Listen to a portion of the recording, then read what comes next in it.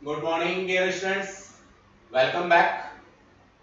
आज हम लोग ऑप्टिक्स में एक नया टॉपिक शुरू करने जा रहे हैं, that is refraction of light. Again it's a very important concept. Refraction के बारे में आज हम लोगों की ये पहली क्लास है। डियर स्टूडेंट्स, पिछली क्लास को अगर हम लोग रिकैप करें तो रिफ्लेक्शन पढ़ा था। हमारी लाइट रे एक मीडियम से ट्रेवल करके किसी सरफेस से हिट करती थी, टकराती थी और उसी मीडियम में वापस आ जाती थी। लेकिन रिफ्रैक्शन में हम लोग थोड़ा सा डिफरेंट सिनेरियो पढ़ने वाले हैं। यहां हमारी जो लाइट रे होगी वो एक मीडियम से चल करके किसी दूसरे मीडियम में जाएगी या ट्रेवल करेगी।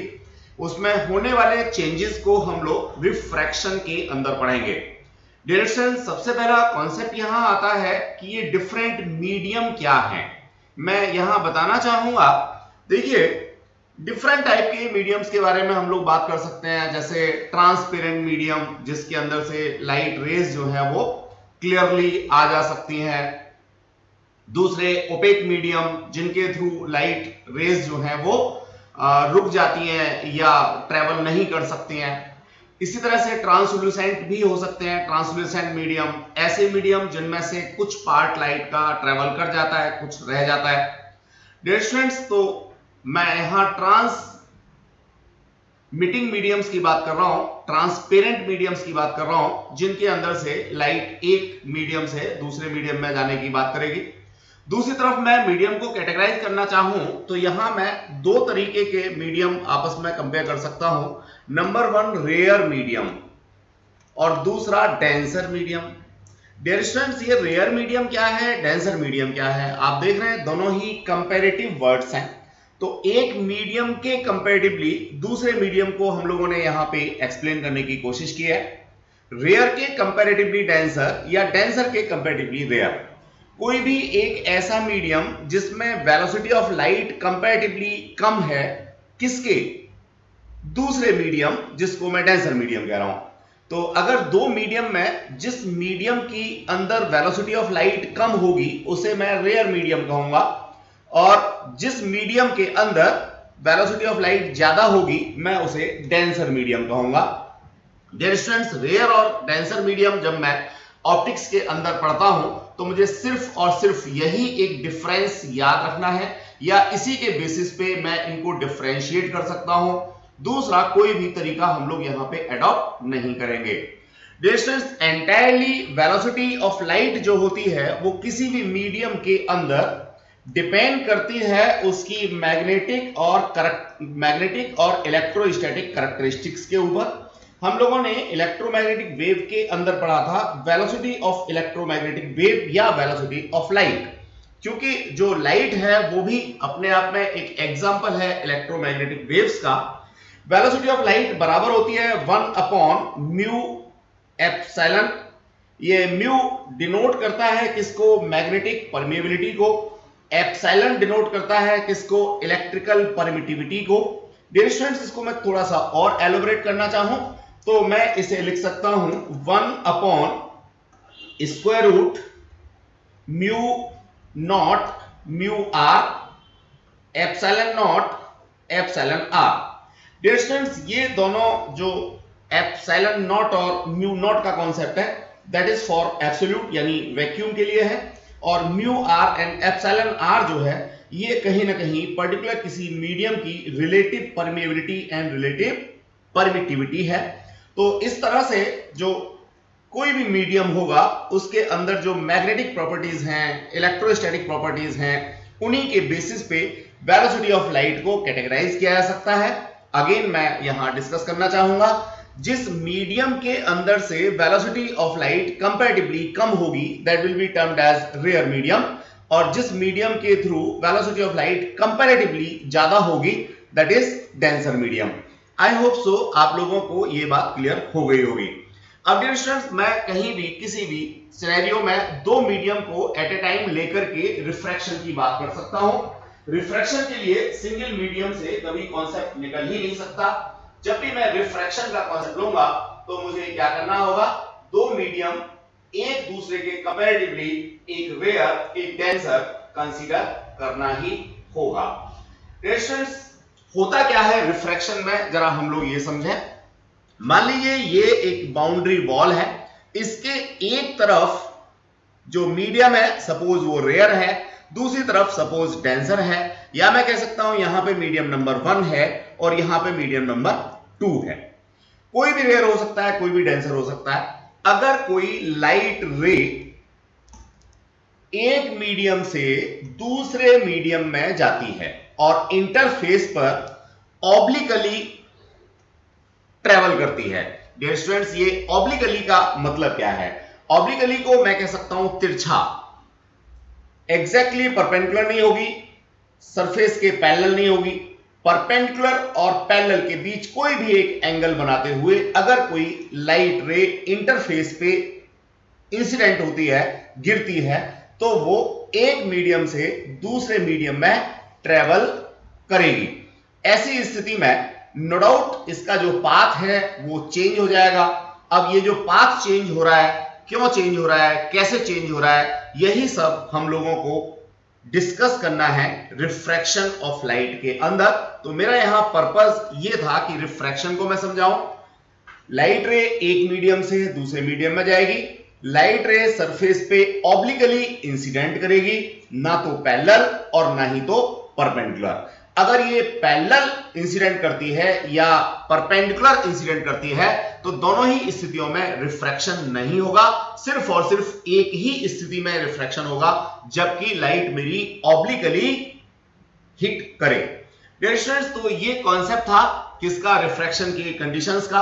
अब मैं डिफाइन एक बार आपको एक्सप्लेन करने की कोशिश करता हूं। When a light passes obliquely from one transparent medium to another, मैंने बिल्कुल बिगिनिंग में आपको बताया था कि डिफरेंट टाइप के मीडियम हो सकते हैं, जिनमें एक ट्रांसपेरेंट मीडियम का कॉन्सेप्ट हम ले सकते हैं। तो जब भी रिफ्रैक्शन की बात करेंगे तो नो डाउट हमें दोनों ही मीडियम ट्रांसपेरेंट चाहिए, ऑब्लिकली या ट्रांसलेट मीडियम के थ्रू रिफ्रैक्शन की बात हम लोग यहां पे नहीं करेंगे। क्या होता है साहब, जब कोई लाइट रे ऑब्लिकली एक मीडियम से दूसरे मीडियम में ट्रेवल करती है, कैसे मीडियम में, ट्रांसपेरेंट मीडियम में, तो उसकी डायरेक्शंस जो हैं चेंज हो जाती हैं या उसका पाथ जो है वो चेंज हो जाता है। इसी को हम लोग रिफ्रैक्शन ऑफ लाइट कहते हैं। Exactly it's a phenomena. अब डियर स्टूडेंट्स, इस फिनोमिना को अगर मैं बुकिश लैंग्वेज की बात में करता हूं, ये तो एक्सप्लेन करने का कॉन्सेप्ट था, समझाने का कॉन्सेप्ट था। बुकिश लैंग्वेज इसलिए कि अगर आपको एग्जाम में रिफ्रैक्शन की डेफिनेशन पूछी जाती है, वैसे तो ये छोटे बच्चों का काम है, 7th में 8th में 6th में पूछी जाती है या 9th में पूछी जाती है, यहां तो आपसे थोड़ी आगे की चीजें पूछी जाएंगी, लेकिन फिर भी आपको कैसे लिखना है वो मैंने यहां एक्सप्लेन किया हुआ है। Phenomena of change in the path of light as a ray passes obliquely from one transparent medium to another is called refraction of light। तो आई होप सो अब आप जो है इजीली रिफ्रैक्शन की डिफाइन को लिख पाएंगे। क्या क्या कंडीशन होनी चाहिए ये मैंने समझाया, फिनोमेना कैसे अकर होता है ये मैंने समझाया, velocity of light different medium में क्यों डिफरेंट होती है ये मैंने समझाया, वेलोसिटी ऑफ लाइट किसी भी मीडियम के अंदर किन फैक्टर्स के ऊपर डिपेंड करती है ये मैंने आप लोगों को समझाने की कोशिश की। डियर स्टूडेंट्स, अब हम लोग आगे बढ़ना चाहेंगे, एक डायग्राम की हेल्प से इन सारी बातों को एक्सप्लेन करने की कोशिश करेंगे। तो आई होप सो आपका जो फंडामेंटल है वो और भी अच्छा हो जाएगा।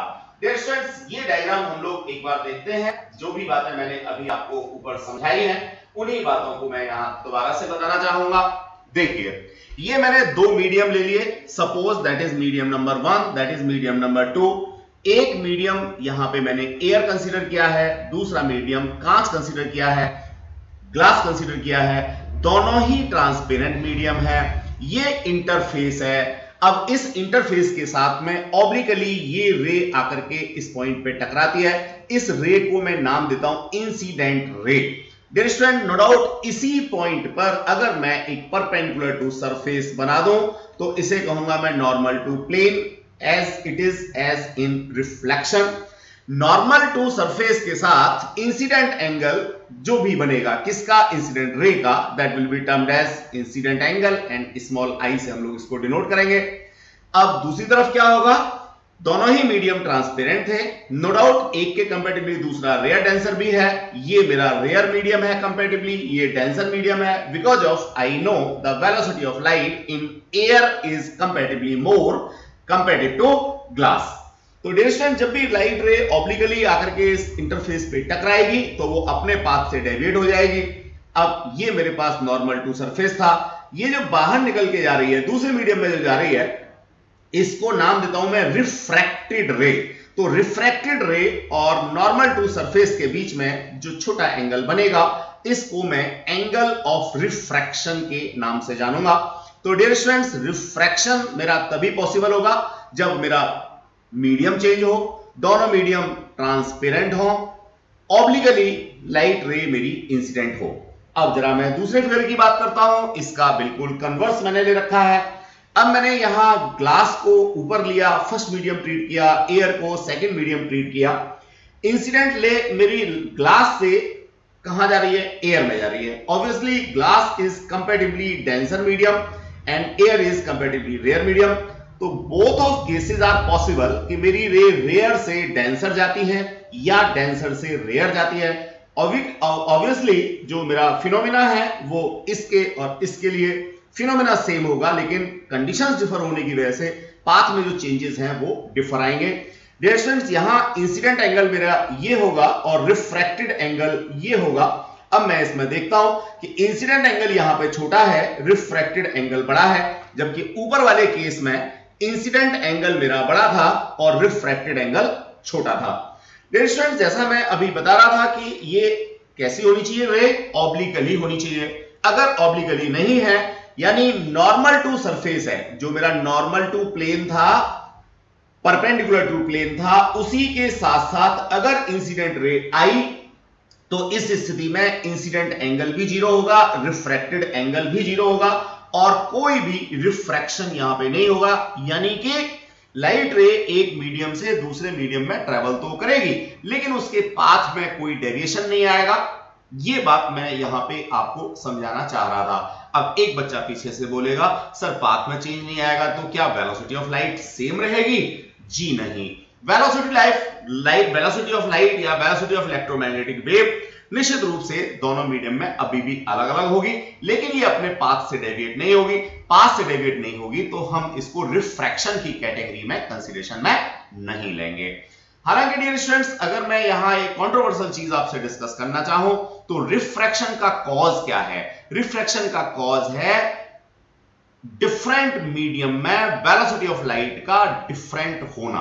अब नो डाउट यहां कॉज तो वही लग रहा है, लेकिन फिर भी मैं इसको कहता हूं कि ये मेरा रिफ्रैक्शन नहीं हो रहा, या जो रिफ्रैक्शन के लॉज में अभी आगे पढ़ने वाला हूं वो यहां पे फुलफिल नहीं हो रहे। तो डियर स्टूडेंट, किसी भी एक फिनोमिना को मैं तब तक कंप्लीट नहीं कह सकता जब तक कि जितनी भी चीजें उसके बारे में प्रेस्क्राइब्ड है वो सारी की सारी फुलफिल ना हो। तो यहां आधी चीजें तो फुलफिल हैं, क्या? जैसे वेलोसिटी ऑफ लाइट चेंज हो रही है, एक मीडियम से दूसरे मीडियम में जा रही है, लेकिन ऑब्लिकली नहीं है, ये कंडीशन फुलफिल नहीं हो रही। अपने पाथ से डेविएट नहीं हो रही, लॉ ऑफ रिफ्रैक्शन अभी हम लोग पढ़ेंगे, वो यहां पे फुलफिल नहीं हो रहे। इसलिए मैं इस कॉन्सेप्ट को, जिसमें मेरी रे नॉर्मल टू सरफेस इंसिडेंट होती है, इसको रिफ्रैक्शन की कैटेगरी में नहीं लेकर के आता। तो I hope so dear students, ये सारी चीजें आपको क्लियर होंगी। यहां से मैंने टर्मिनोलॉजी भी आपको बताई, इंसिडेंट रे क्या है, रिफ्रैक्टेड रे क्या है, नॉर्मल टू सरफेस क्या है, बाउंड्री क्या है, इंटरफेस क्या है, ऑब्लिकली का मतलब क्या है। आई होप सो आपने इसको एंजॉय किया होगा। अब मैं आगे बढ़ने वाला हूं डियर स्टूडेंट्स, कुछ बातें आपसे और भी शेयर करता हूं। नेक्स्ट हम लोगों ने यहां इस चीज को बताया भी, no refraction for normal incidence. मैंने इस चीज को यहां पे मेंशन भी कर रखा है। अब बात आती है laws of refraction of light. Dear students, refraction of light के लिए दो लॉ का फुलफिल होना कंपलसरी है। पहला लॉ क्या है? पहला लॉ बड़ा सिंपल सा है। देखिए, ये इंसिडेंट रे, ये नॉर्मल टू प्लेन और ये रिफ्रैक्टेड रे, ये तीनों चीजें just like law of reflection कैसी होनी चाहिए? एक ही पॉइंट पर सेम प्लेन में होनी चाहिए, एक ही पॉइंट पर सेम प्लेन में होनी चाहिए। यहां हम लोगों ने इसकी डिफाइन दे रखी है, द इंसिडेंट रे हाईलाइट किया हुआ है, रिफ्रैक्टेड रे हाईलाइट किया हुआ है, एंड नॉर्मल हाईलाइट किया हुआ है, to the interface at a point of incidence all lie in same plane. अगर ये कंडीशन फुलफिल होती है तो ऐसी स्थिति में रिफ्रैक्शन होगा। अब देखिए जो हमारा केस था परपेंडिकुलर वाला, अब इस केस को मैं बार बार लेकर के आ रहा हूं। इसमें क्या हो रहा है, इंसिडेंट एंगल नहीं है साहब, जीरो है, रिफ्रैक्टेड एंगल नहीं है साहब, जीरो है, इसलिए फर्स्ट लॉ वैलिड नहीं है। अब सेकंड लॉ की बात करता हूं, the ratio of sine of angle of incidence, मैंने अभी बताया था एंगल ऑफ इंसिडेंस जहां से रे आ रही है, that is angle of refraction जिस मीडियम में जा रही है, तो sine of incident angle and sine of refracted angle, इन दोनों का जो रेशियो है वो क्या है, वो कांस्टेंट है। अब इस कांस्टेंट को नाम हम लोग क्या देंगे, कैसे इसको लिखेंगे, ये बात अभी मैं एक्सप्लेन करने वाला हूं। लेकिन सेकंड लॉ सिर्फ इतना सा है, क्या sine of incident angle divided by sine of refracted angle must be constant. यही चीज हमने लिखी है यहां, the ratio of sine of the angle of incidence and sine of the angle of refraction is constant. अब मजेदार बात जो आपको यहां जरूर लिखनी चाहिए, फॉर ए गिवन पेयर। अब ऐसा नहीं है कि ये हमेशा कांस्टेंट बना रहेगा, आप पेयर कुछ भी ले लो, एयर ले लो, ग्लास ले लो, एयर ले लो, वाटर ले लो, वाटर ले लो, ग्लास ले लो। भैया जो पेयर आपने कंसीडर कर रखा है उसी पेयर के लिए कांस्टेंट होगा। अगर आपने पेयर चेंज किया मीडियम का, मीडियम चेंज किया, तो ये कांस्टेंट तो रहेगा, लेकिन पहले वाला नहीं रहेगा, नया कांस्टेंट आ जाएगा।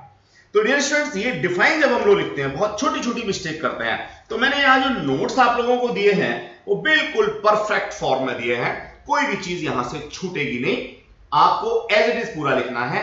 इवन दैट जिन चीजों को हमने यहां पे हाईलाइट किया हुआ है उन चीजों को आपको भी हाईलाइट करना है अपने एग्जामिनेशन के समय। स्टूडेंट्स, ये जो कांस्टेंट हम लोगों ने यहां पे लिखा sin i over sin r equals to constant, इसका रिप्रेजेंटेशन कैसे होता है, इसको हम क्या कहते हैं, ये बात अभी हम लोग डिस्कस करने जा रहे हैं। देखिए बड़ा मजेदार सा कॉन्सेप्ट है। अगेन डियर स्टूडेंट्स, ये मैं इंटरफेस ले लेता हूं, यहां मैंने ये इंसिडेंट रे ले ली, ये मैंने नॉर्मल टू सरफेस ले लिया, ये मेरा इंसिडेंट एंगल हो गया क्योंकि लाइट रे इस साइड से आ रही है, ये मेरा रिफ्रैक्टेड एंगल हो गया, मैंने इसको r कह दिया।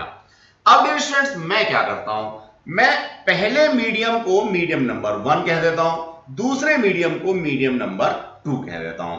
अब जैसा मैंने यहां फॉर्मूले में लिख रखा है, मैंने क्या कर रखा है, sin i over sin r equals to a constant. अब डियर स्टूडेंट्स, इस कांस्टेंट को मैंने यहां सिंबॉलिक रिप्रेजेंटेशन दे दिया, that is mu.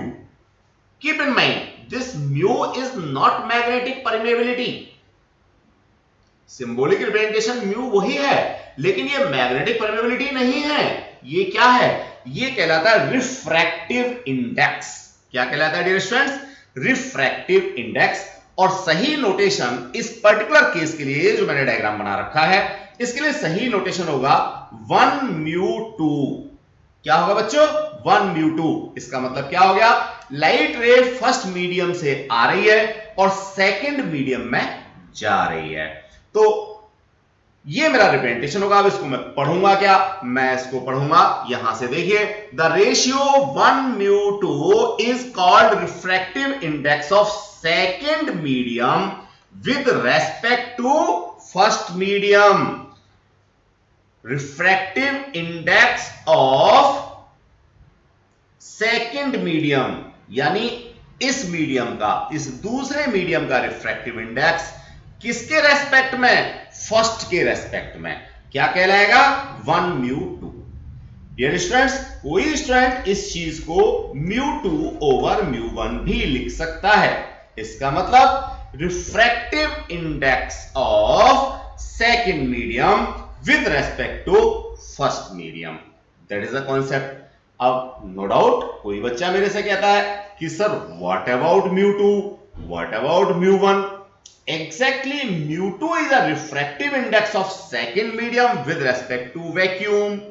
mu1 is the refractive index with the respect of vacuum.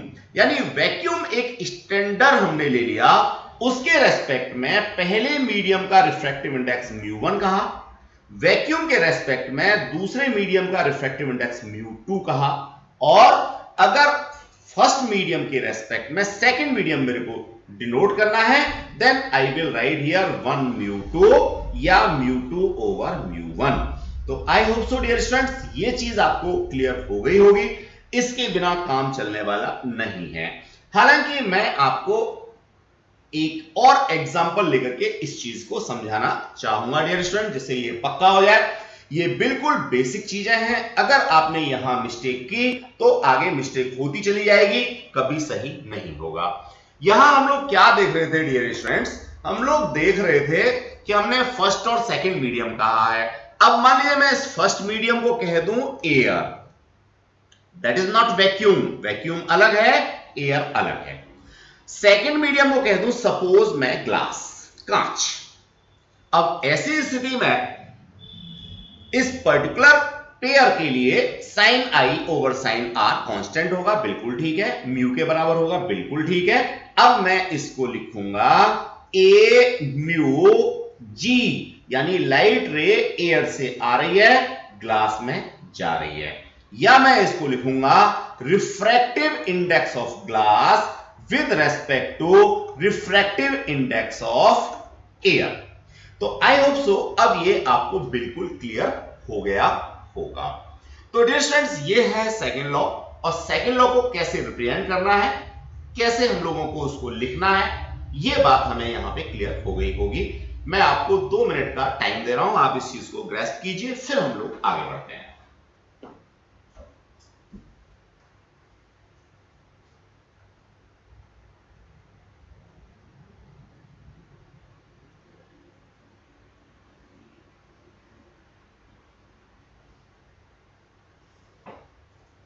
Welcome back dear students.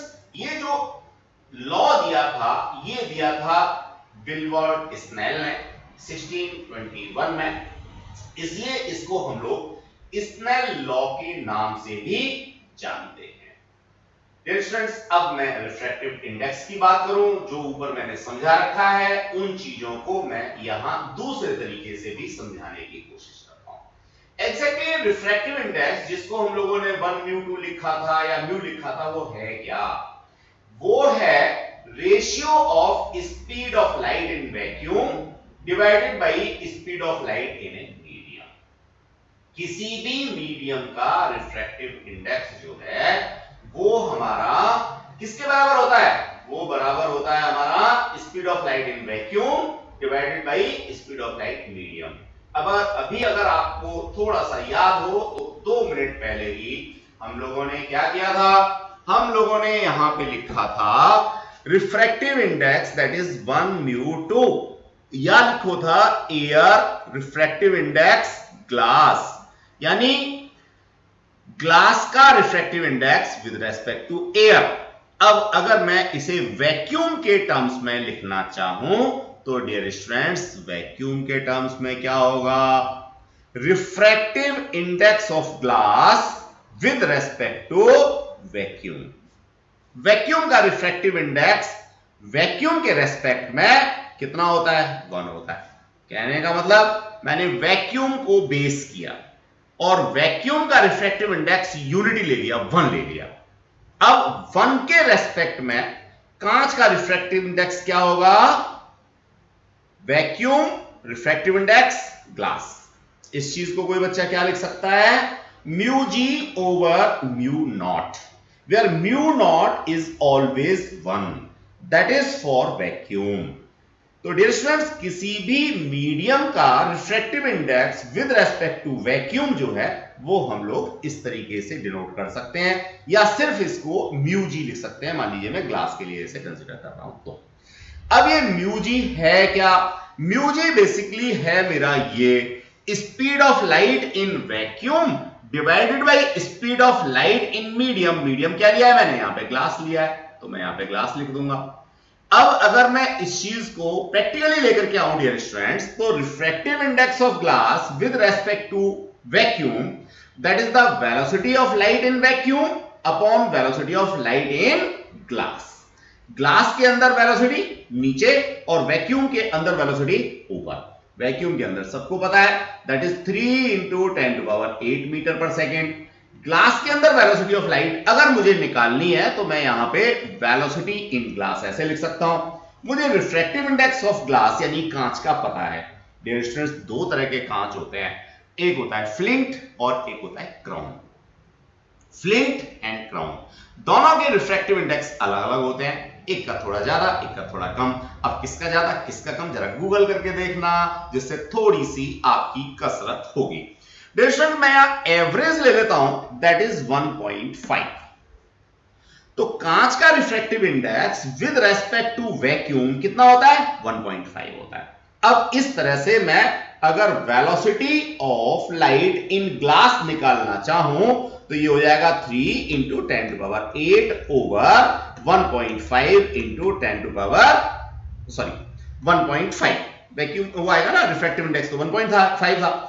अब ये हो गया मेरे पास में कितना बच्चों? ये हो गया 2 इंटू 10⁸ मीटर पर सेकेंड। यहां से एक बात समझ लीजिए, मैं पहले भी आपको बता चुका हूं, वेलोसिटी ऑफ लाइट जो है वो वैक्यूम में सबसे ज्यादा होती है। और कितनी होती है? 3 इंटू 10⁸। ये भी मैंने क्या किया हुआ है? राउंड ऑफ किया हुआ है।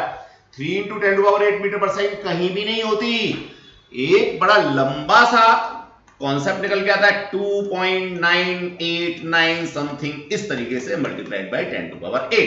तो डियर स्टूडेंट्स, हम सिंपलिसिटी के लिए इसके 3 इंटू 10⁸ लिख लेते हैं, लेकिन ये 3 इंटू 10⁸ होती नहीं है, जो कि सबसे ज्यादा है। इससे ज्यादा वेलोसिटी ऑफ लाइट कहीं भी नहीं है। बाकी कोई भी मीडियम हो, ग्लास हो, वाटर हो, वाटरवर्स हो, ग्लिसरीन हो, एयर हो, सबके अंदर वेलोसिटी ऑफ लाइट जो है वो इस वैल्यू से कम ही होगी। तो ये अगर कॉन्सेप्ट में दिमाग में कॉन्सेप्ट बना रहेगा, तो जब भी कोई न्यूमेरिकल कर रहे होंगे, कोई भी चीज कर रहे होंगे, तो आपकी गलती नहीं होगी। तो आई होप सो ये कॉन्सेप्ट आपको क्लियर हो गया होगा डियर स्टूडेंट्स।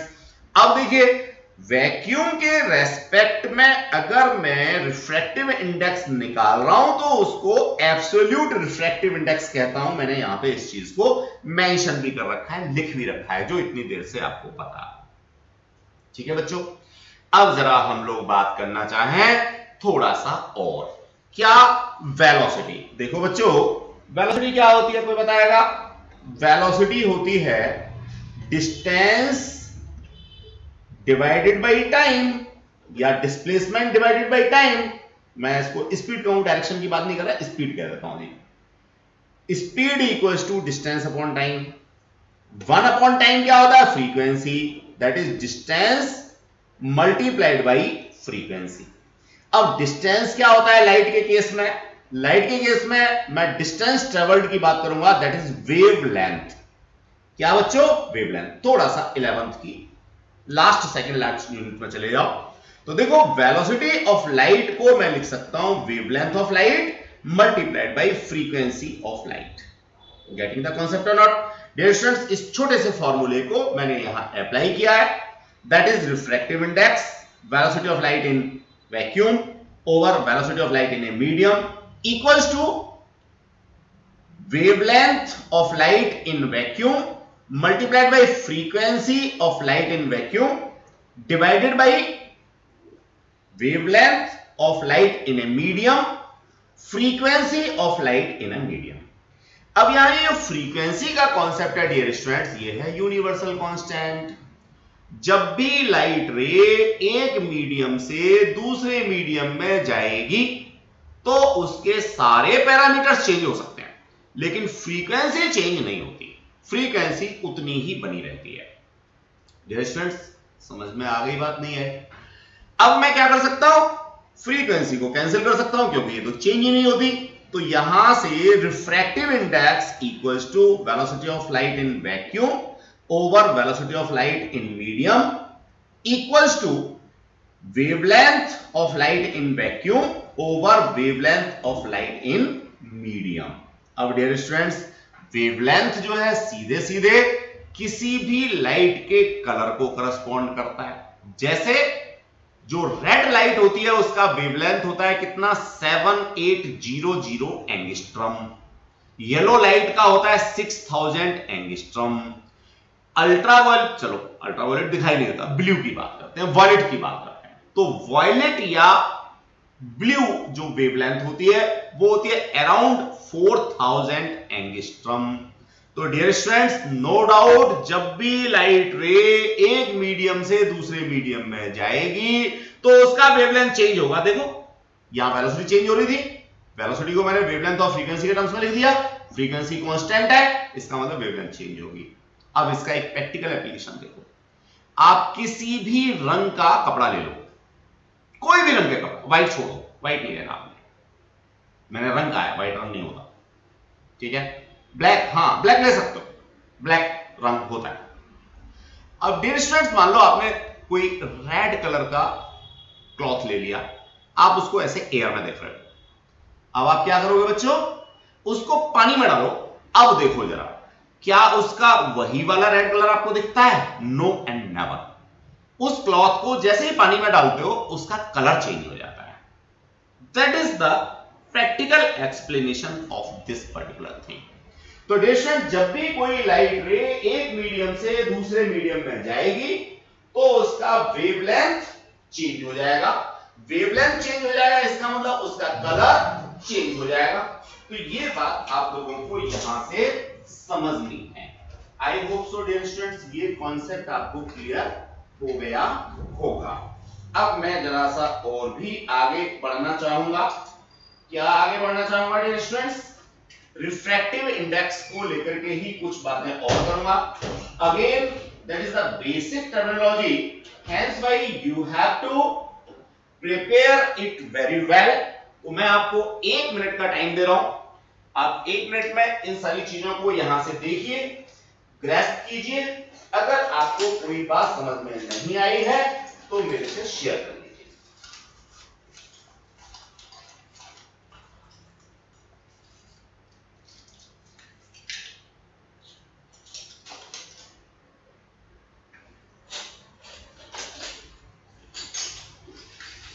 ये जो कॉन्सेप्ट मैंने आप लोगों को दिया है रिलेटेड टू व्हाट,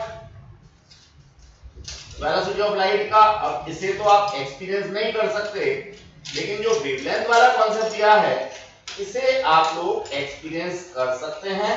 तो आई होप सो आप लोग इसको क्या करेंगे, घर पे जाकर के करके देखेंगे, एक्सपीरियंस करेंगे और फिर मेरे को बताएंगे कि जो भी आपने देखा वो मेरे बताए हुए कॉन्सेप्ट के साथ में रिजेंबल करता है या नहीं।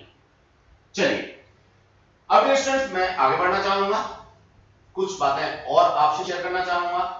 देखिए, factors on which the refractive index of a medium depends, जो भी हमने ऊपर पढ़ा है उसको यहां समराइज कर रखा है। Number 1, nature of medium, medium की नेचर क्या है, wavelength of the light used, हाँ रेशन बिल्कुल ठीक।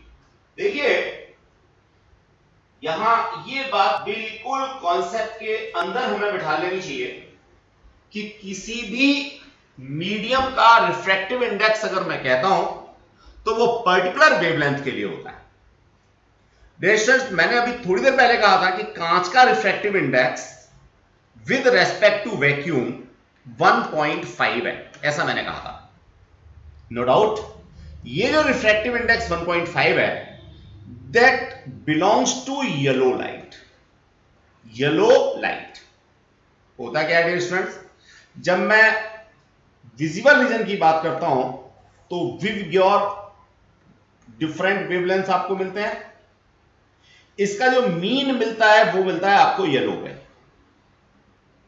तो बच्चों जब भी वो रिफ्रैक्टिव इंडेक्स देता है तो मीन वेवलेंथ के लिए कंसीडर करके देता है। No doubt refractive index red colour के लिए कांच का अलग होगा, वॉयलेट कलर के लिए कांच का अलग होगा, येलो कलर के लिए ये दे रखा है।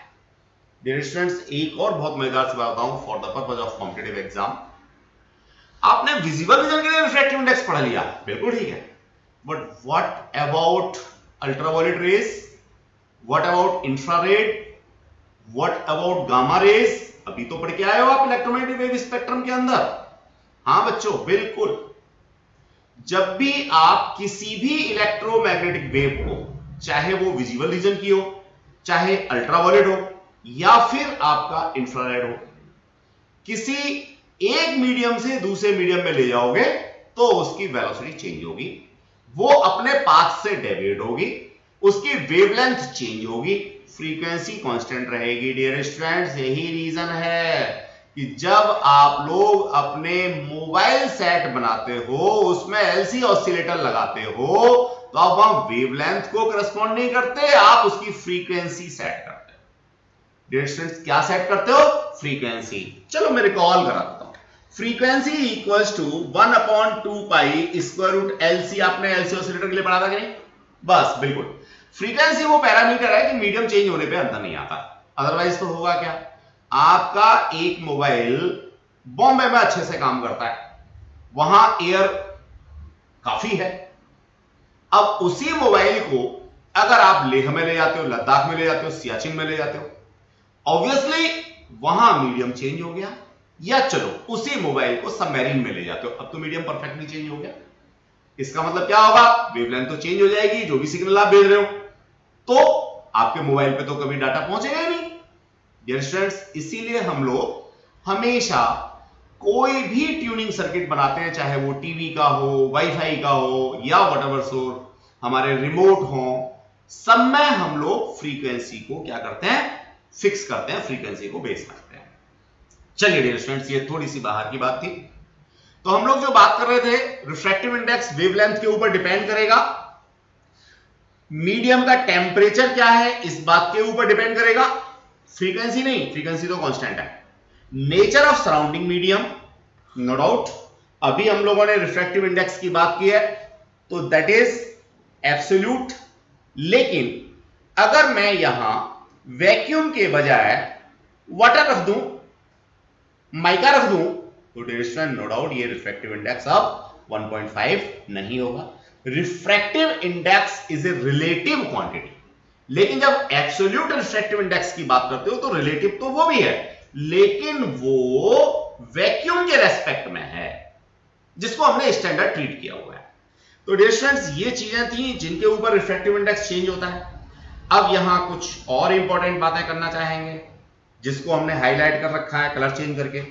It may be noted that refractive index is a characteristics of the pair of the medium. Particular pair की बात कर रहे हैं, उसी के लिए रिफ्रैक्टिव इंडेक्स होता है। एब्सोल्यूट में पेयर के अंदर हम लोगों ने एक वैक्यूम ले रखा है, and also depend on the wavelength, ये वेवलेंथ के ऊपर भी डिपेंड करता है, but is independent of angle of incidence. हां बिल्कुल डियर स्टूडेंट्स, आप कोई भी मीडियम का पेयर लेते हो, आप इसमें किसी भी एंगल से इंसिडेंट कराओगे रे को, तो रिफ्रैक्टिव इंडेक्स कैसा रहेगा? कांस्टेंट रहेगा। ये बात हमने यहां पे लिख रखी है, और भी अलग कलर दिया है, it is independent of angle of incidence. तो I hope so dear students, ये सारी चीजें क्लियर होंगी, आप इनको अपने हमेशा दिमाग में रखेंगे। अब हम आगे बढ़ते हैं। कॉज ऑफ रिफ्रैक्शन ब्रीफ तो हम कर ही चुके हैं। क्या कॉज ऑफ रिफ्रैक्शन में है? Change in speed. जब भी लाइट रे एक मीडियम से दूसरे मीडियम में जाएगी तो उसकी स्पीड चेंज होगी। स्पीड चेंज होगी तो वो अपने पाथ से बेंड कर जाएगी। ये कॉज है डियर स्टूडेंट्स। अब देखो, जितना भी एक्सप्लेनेशन मैंने आपको ऊपर दिया, क्या कि भैया एक मीडियम में वेलोसिटी ज्यादा है, दूसरे में कम है, तो रिफ्रैक्टिव इंडेक्स मेरा क्या होता है? अगर दोनों मीडियम में सेम है तो रिफ्रैक्टिव इंडेक्स मेरा 1 होगा। वैक्यूम के रेस्पेक्ट में, वैक्यूम अभी हमने कंसीडर किया था, ठीक है। अब डियर स्टूडेंट्स, ये जो मेरा नीचे एक्सप्लेनेशन है, ये फैक्ट है, तो ये जो भी मैंने आपको ऊपर पढ़ा रखा है उसके बेसिस पे आपको इसे सेल्फ रियलाइज करना है, आपको इस लैंग्वेज को समझने की कोशिश करनी है। फिर भी मैं आपकी हेल्प कर देता हूं। देखिए, मैंने यहां लिखा है 1μ2, इसका मतलब सीधा सा मेरे दिमाग में क्या आना चाहिए? ये मीडियम 1, ये मीडियम 2, ये normal to surface, light ray first medium से आ रही है, इसका मतलब इंसिडेंट एंगल फर्स्ट मीडियम में बनेगा। लाइट रे सेकंड मीडियम में जा रही है, इसका मतलब रिफ्रैक्टिव इंडेक्स, जो रिफ्रैक्टिंग एंगल है वो मेरा सेकंड मीडियम में बनेगा। इसको लेकर के मैंने कहा 1 μ2 यानी refractive index of 2 with respect to 1 that is equals to sin i over sin r, that is velocity in first medium over velocity in second medium. अब डियर स्टूडेंट्स देखिए, इस फॉर्मूले से मुझे यहां क्या कंक्लूजन मिलता है, if velocity in first medium is more comparative to velocity of light in second medium, then refractive index must be greater than 1। यहीं से मैंने कंक्लूड किया sin i must be greater than sin r। अब sin मेरा direct relation है, इसका मतलब i must be greater than r, इसका मतलब ये बड़ा एंगल होगा, ये छोटा होगा। कब? जब ये रेयर है, ये डेंसर है। मैंने रेयर और डेंसर का कॉन्सेप्ट बिल्कुल बिगिनिंग में बता दिया। रेयर कौन सा मीडियम? जहां वेलोसिटी ऑफ लाइट ज्यादा है। डेंसर कौन सा मीडियम? जहां वेलोसिटी ऑफ लाइट कंपैरेटिवली कम है। तो डियर स्टूडेंट्स, इसी को मैंने यहां पे लिख रखा है, ऑप्टिकली डेंसर किसको कहेंगे, किसके रेस्पेक्ट में कहेंगे। आई होप सो ये बात आपको क्लियर हो गई होगी। अब डियर स्टूडेंट, जितना भी हमने एक्सप्लेनेशन दिया था तो बहुत आसान, एलिमेंट्री था। बेशक हम ऑप्टिक्स की तीसरी क्लास ले रहे हैं, लेकिन इस तीसरी क्लास में भी मैं ये बात महसूस कर सकता हूं कि मेरा टॉपिक जो है वो रिफ्रैक्शन बिल्कुल आज नया टॉपिक है। रिफ्लेक्शन में पिछली क्लासेस में खत्म कर चुका, रिफ्रैक्शन नया टॉपिक है। तो पहली क्लास में सारी एलिमेंट्री चीजें होंगी, लेकिन ये एलिमेंट्री चीजें आगे हमें हर क्लास में जरूरत पड़ेगी। अगर ये फंडामेंटल्स क्लियर नहीं हुए तो आगे की क्लासेस आपको परेशान कर सकती हैं, इसलिए इन फंडामेंटल्स को बिल्कुल क्लियर आपको करके चलना है। चलिए डियर स्टूडेंट्स, नेक्स्ट जो भी हमने पढ़ा इसके बेसिस पे एक छोटा सा न्यूमेरिकल देख लेते हैं। न्यूमेरिकल से हमें ये पता लग जाएगा कि भैया हमने जो पढ़ा था वो हमारी समझ में कितना आ गया। चलिए बच्चों, ए लाइट ऑफ वेवलेंथ, चलिए साहब, एयर में वेवलेंथ दे रखा है 6000 angstrom, enters in a medium with refractive index 1.5। देखो रिफ्रैक्टिव इंडेक्स क्या दे रखा है, यहां पे 1.5 दे रखा है। इसका मतलब क्या है, ये रिफ्रैक्टिव इंडेक्स जो है वैक्यूम के रेस्पेक्ट में है, एब्सोल्यूट रिफ्रैक्टिव इंडेक्स है। तो मैं इसको जीरो या ओ म्यू मीडियम, कोई भी मीडियम होगा, इक्वल्स टू 1.5 कह सकता हूं। What will be the frequency and wavelength of light in the medium, यानी जो मेरा सेकंड मीडियम है उसके अंदर वेवलेंथ क्या होगी, फ्रीक्वेंसी क्या होगी। 2 मिनट पहले बताया था डियर स्टूडेंट, फ्रीक्वेंसी तो एक ऐसा पैरामीटर है वो चेंज होता ही नहीं। इसका मतलब जो भी फ्रीक्वेंसी है वो वही रहेगी, लेकिन क्या है ये बात मुझे जरूर निकालनी है, ठीक है। हाँ, वेवलेंथ कैलकुलेट करना मेरा रह गया। तो डियर स्टूडेंट्स, कैसे लिखना है एग्जाम में वो तो मैं बाद में समझूंगा, मैंने यहां दे रखा है, लेकिन कुछ बातें पहले समझते हैं। चलिए मैं वही लिखता हूं डियर स्टूडेंट्स, क्या लिखता हूं, 1 μ2 is equals to sin i over sin r equals to μ2 over μ1 equals to v1 over v2 equals to lambda 1 frequency 1 over lambda 2 frequency 2। दोनों फ्रीक्वेंसी सेम, आपने कैंसिल आउट कर दिया।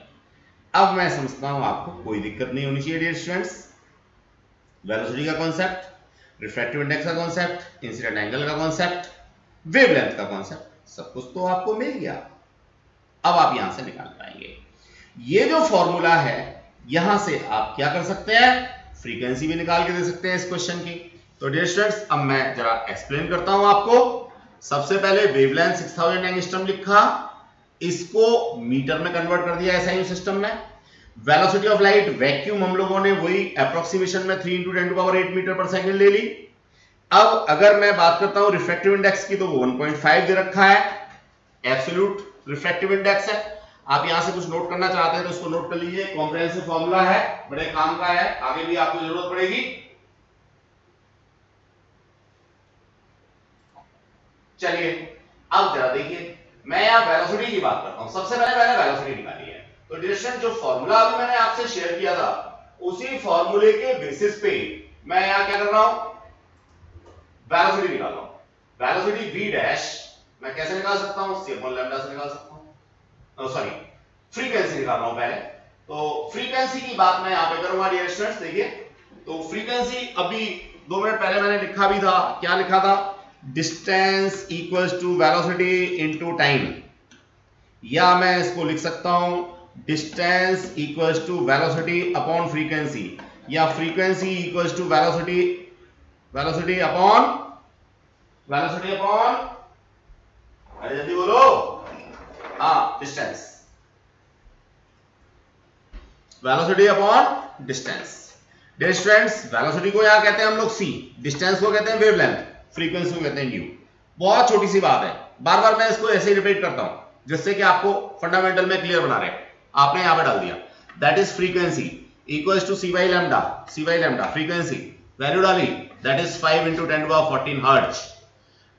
नो डाउट 6000 एंगस्ट्रॉम वेवलेंथ था dear students, 6000 yellow colour को represent करता है। तो मैं अपने दिमाग में ये कॉन्सेप्ट रख सकता हूं, क्या रख सकता हूं, कि जो येलो कलर है उसके लिए वेवलेंथ, फ्रीक्वेंसी 5 into 10⁻14 हर्ट्ज आती है। अब यहां से मैं एक मीडियम से दूसरे मीडियम में गई, तो जो अभी कॉम्प्रिहेंसिव फॉर्मूला मैंने लिख के दिखाया था उससे लैम्डा डैश इक्वल टू निकाल सकता हूं लैम्डा अपॉन म्यू, ये मैंने कॉन्सेप्ट निकाल दिया डियर स्टूडेंट्स। तो that is 4000 angstrom. I hope so आप लोगों को ये सारी चीजें क्लियर हो गई होंगी।